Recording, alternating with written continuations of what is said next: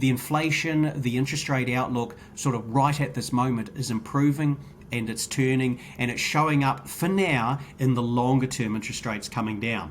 It can take a lot longer for the short-term interest rates. The 2-year rate will start coming down, and I think in the next 2 to 3 months, but the 1 year and the floating rates, they'll definitely take a lot longer.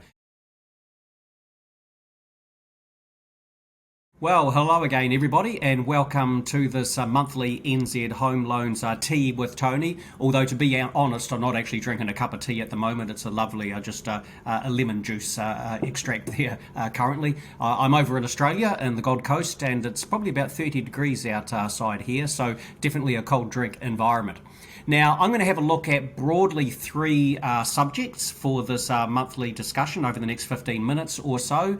I'm going to have a look at the New Zealand economy. Obviously, lots of talk about recession, so I'll talk a little bit about the pluses and minuses there. I'm going to talk about interest rates because things are changing in that interest rate space, as of course I've already discussed a little bit in the weekly video. And I'll have a look at the housing market, where it's fair to say the negatives still dominate for the moment, and I guess I think for the next few months. But these things move in cycles, so there is going to be a bottoming out at some point. So maybe I'll give my latest guess on when that one is going to happen, which is going to be difficult in an election year, which could throw up goodness knows what as we go over the next 9 months or so. So let's just start by having a look at the New Zealand economy with reference to the Reserve Bank's comments back on November 23. Remember, they took the official cash rate up by a record 0.75%, said that the peak was probably going to be 5.5% and not the 4.1% they'd previously indicated, and they dragged out their second main weapon for influencing the economy beyond interest rates going up and down, and that is basically their words. They have the capacity to scare the bejeebers out of householders and businesses, or make people feel relatively calm and that there's a good economic environment coming along. Well, of course, they spoke extensively about the economy probably having a recession this year, the unemployment rate rising from 3.3% eventually to 5.8%, and they're dragging out of that scaring the people weapon, I think has definitely had an impact in the economy through a whole variety of measures. So far more in the sentiment space as opposed to actual economic activity. That can come along with a bit of a lag. So we've got people thinking about a recession out there for the economy, and there are certainly some decent negatives. I mean, obviously at the top of the list there would be interest rates rising by a very large amount over the past 18 months or so. People are rolling off 3.5% interest rates to 6.5%, and also people are still embracing the worst case scenarios. People are still thinking about maybe my mortgage rate will go to 7.5% or so. So basically consumers are scared. We can see it in a variety of surveys. My own spending plan survey just before the Reserve Bank made their comments was showing a net 15% of people planning to cut back on their spending in the next 3 to 6 months. Then that quickly fell away to a net 43% of people planning to cut back spending. We've got from the likes of the ANZ's business monthly survey there. Previously, there was about a positive net 5% of businesses saying they were going to hire more people. Now it's a net negative 16%, a net 21% saying they're going to cut back on spending. So, definitely the sentiment levels have fallen away.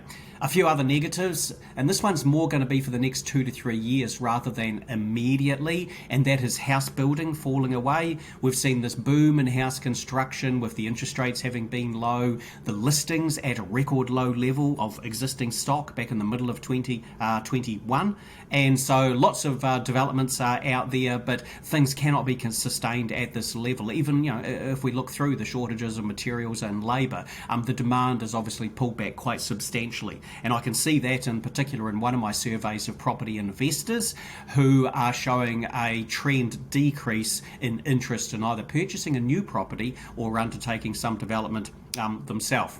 A few other negatives I've already mentioned earlier on. It's an election year, and that does tend to make people go, yeah, nah, I'll just wait a little bit and see what's going to happen out there. We've also got, of course, the uncertainty about Ukraine and exactly what is going to happen across there, and the house prices themselves down by 15%. People are feeling a bit poorer, so that tends to eat into our willingness to spend. We're now allocating more money for travelling overseas, and the binge from the pandemic that you and I underwent buying spas and electric bikes and kayaks, etc., has well and truly ended. So it is going to be a fairly tough year for retailers out there. But there are some fairly strong insulating and outright stimulatory factors for the New Zealand economy, which still say to me it is not a certainty that we actually go into recession this year. Already, for instance, in Europe, there's talk that maybe they're just going to avoid a recession, and the next world growth forecasts from the IMF are expected to be revised upward. They have already indicated out there. For New Zealand, we have the tourism, inbound tourism numbers recovering very, very strongly. We've also got net migration, which has moved into positive territory, frankly, 6 to 12 months earlier than I thought was going to be the case. So that's a little bit of a population jig up there, and eventually that will affect sentiment, maybe help some businesses with a little bit more labour being made available.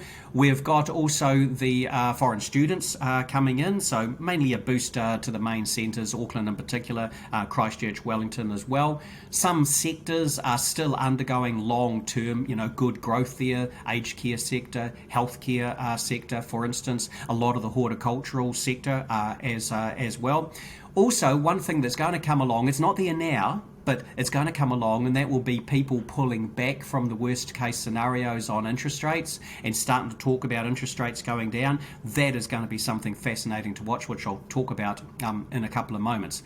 There's a lot of other things going on in there, but it says to me it's not certain we will have a recession. And one thing it pays to remember is that if we talk about a recession in terms of, the economy shrinks by 1%, we sort of make that in our own minds mean, maybe business revenues will go down by 1%. Well, anybody in business knows that any sort of month or year, you can easily have your revenue go backwards and then it goes back up again. A recession is where more than usual number of businesses have their revenue decrease over that period of time, and then everybody gets cautious. The sentiment plays a very large role here in terms of a recession. So not convinced we're going to have a recession. If we do have one, I think it's going to be relatively shallow. And of course, if you are in business out there and you're struggling to find staff, well, frankly, a recession may be a very good thing for you, because we will see some other businesses laying off some workers, not a great number, but some, and you may in fact be able to pick up some people there and maybe just generally catch up with regards to boosting productivity in particular in this age when we are looking at a bit of a structural shortage of labour out there. And let me just finish with regard to the economy, noting that if we're going to have a recession in New Zealand, usually it comes along from things like the exchange rate going through the roof and really damaging the export sector. Well, no, here we are sitting there at about 91 Aussie cents and 64 US cents. These currency, the Kiwi dollar is not vastly overvalued, so we don't have that particular pressure there. Also, a recession in New Zealand sometimes stems from commodity prices falling away. There's been a little bit of an easing recently, most definitely in the dairy sector, but overall the prices are still fairly good out there. So I'm not sort of seeing this coming period of weak growth in New Zealand for 2023 as something similar to what we've seen in the past. And the final thing is, we don't have a fresh financial crash out there in terms of share markets falling by 30% or something, which of course is partly what the global financial crisis was about. With regard to interest rates, this is exceedingly interesting. As I've already discussed in the weekly video there, we have got at least one lender so far, and more are going to follow, increasing their 1 to 2 year fixed rates a little bit further. There's a bit of margin grab going on there, but cutting the 3 to 5 year fixed mortgage rates. And they've been able to do that because the margins for lending by banks for 3 to 5 years have actually increased quite a bit recently, because the cost to banks of borrowing money from investors at a fixed interest rate for 3, 4, 5 years has gone down. Why have these medium to long-term interest rates gone down? Because of a building expectation that global inflation is under control, and that in particular in New Zealand, with the truly appallingly low levels of consumer confidence, business confidence, the things I mentioned earlier on for employment and investment and spending intentions, these just scream to us that the economy will weaken off, businesses will lose a lot of their pricing power, and the inflation rate will come down. And we've just had, of course, the December quarter inflation number come out. The annual number was 7.2%, unchanged from the year to September. The significance of the result, obviously, 7.2% is still high, and it's not really going to please the Reserve Bank at all. But the significance was that it was not a shock on the high side as the September quarter result released on October 18 was. We generally expected that would be 6.6%. It was 7.2%. This one, general expectation was 7.1%.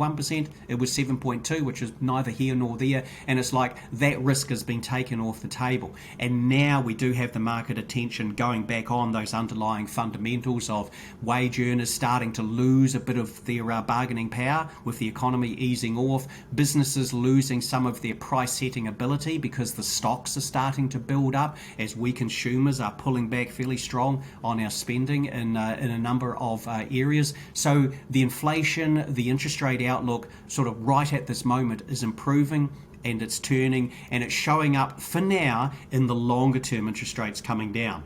It can take a lot longer for the short-term interest rates. The 2-year rate will start coming down, and I think in the next 2 to 3 months, but the 1 year and the floating rates, they'll definitely take a lot longer. For the floating mortgage rates, what determines the level there which the banks charge is basically the level of the official cash rate at the moment, and that is expected to go from 4.25% up as high as 5.5%, maybe a bit less, come April 6. So floating mortgage rates will go up further. 1 year rate, I still think it's a 50-50 call, any further increase there, but the ones 2 years and beyond, I think the track now is generally downward. Now here's the thing, do not for a second think that we economists have a strong view, which we're really certain about with regard to how quickly interest rates are going to go down. We simply don't know. We're still working through the most unique economic environment any of us have ever seen with regard to the pandemic. We did not pick what would happen with interest rates, house prices, economic activity through the pandemic, and coming out, we've still got a lot of surprises out there.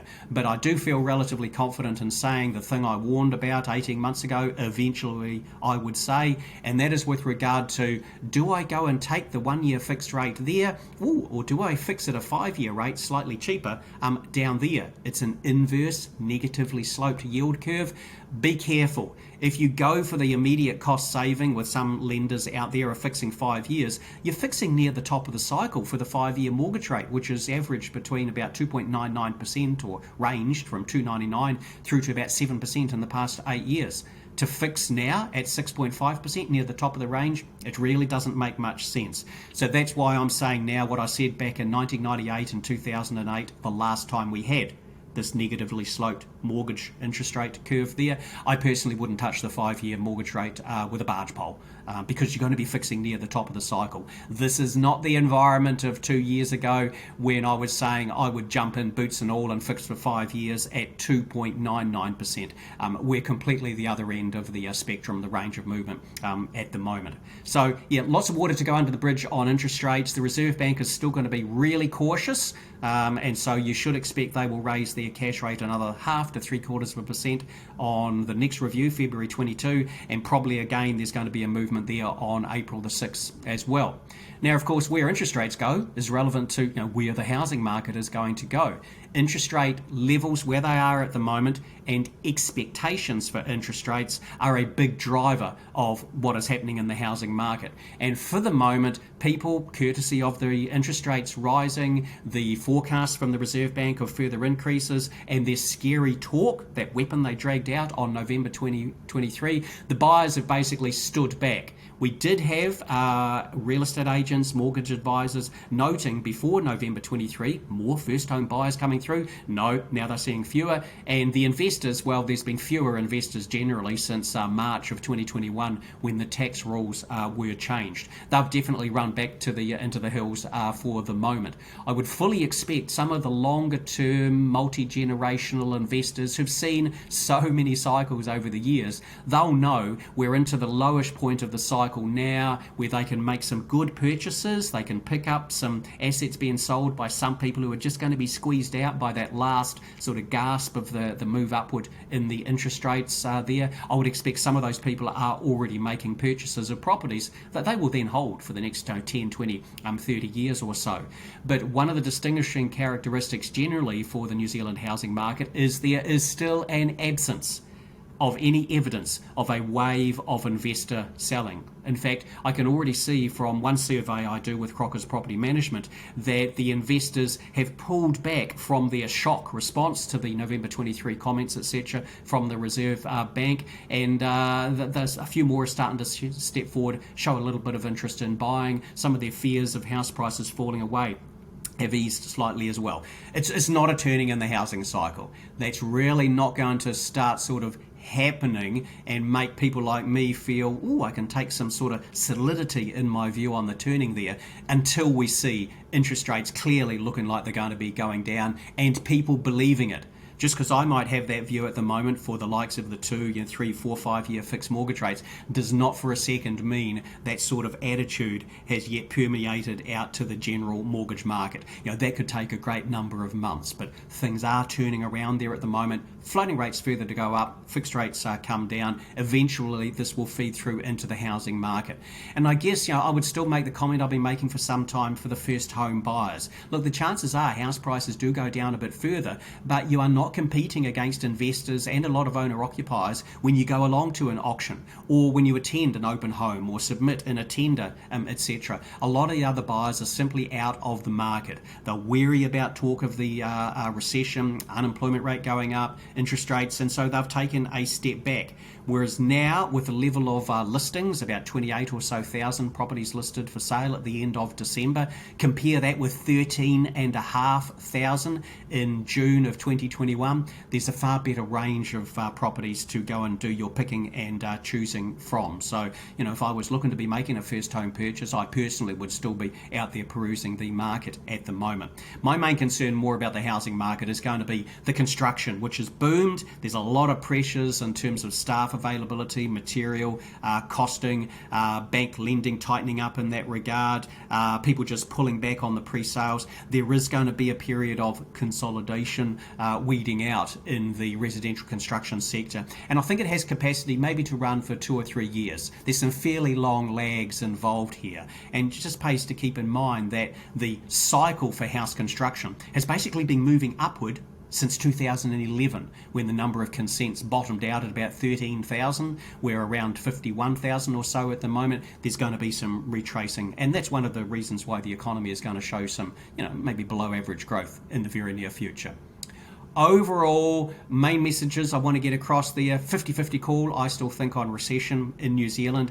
Interest rates, things are changing out there, but it's going to take a while before somebody like me is really going to step forward and say, these interest rates are definitely falling away, because like the Reserve Bank and every other forecaster, while I'm seeing depressed sentiment, a weak economic outlook, need to see the inflation expectations and the inflation rate actually falling away. We've been caught by this before, getting too optimistic on the timing of this happening, and so we're really going to be waiting for solidity of the inflation falling away before stepping forward and saying, yep, the Reserve Bank is going to ease monetary policy. They probably will in 2024, but in terms of later on this year, need to see the evidence out there. So look, thanks everybody for attending there, and just a reminder that none of this is meant to be personal advice. What are the views that I'm giving across here are not necessarily the views of NZ Home Loans. They are my personal views this week based on the data we have in hand up until the moment.